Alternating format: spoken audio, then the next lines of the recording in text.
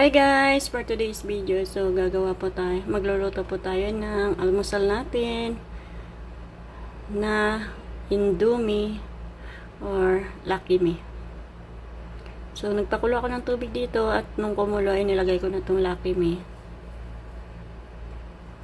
So, hayaan lang natin dalawang piraso lang pala itong niluto ko, gawa ng kami lang naman ng kaibigan kong kakain. So, yan, pakuluan lang natin hanggang sa maluto siya.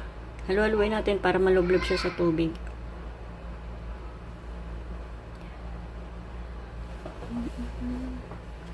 Ito na nga, malapit na siya maluto. So, ilalagay ko na ang kanyang seasoning dito sa plato.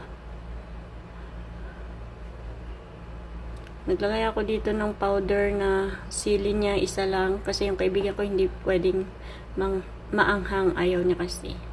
So, ilalagay lang natin lahat ng seasoning niya.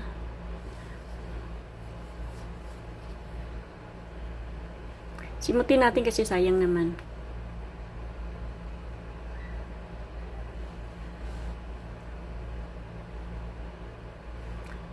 Diba? And then, ito nga pala, na-drain ko na itong ating pancit canton at ihahalo lang natin ito. Ready to eat na to siya, guys. So, kakain na tayo. Salamat sa lahat. Halo-haluin na natin para mag-mix sila. And then, ready to eat na tayo.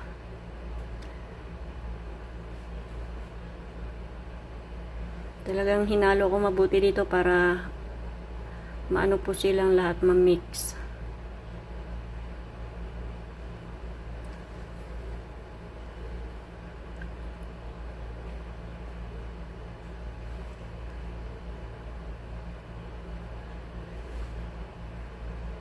Mix, mix, mix. At ito na nga, tapos na. Thank you for watching. Please like and share. Salamat!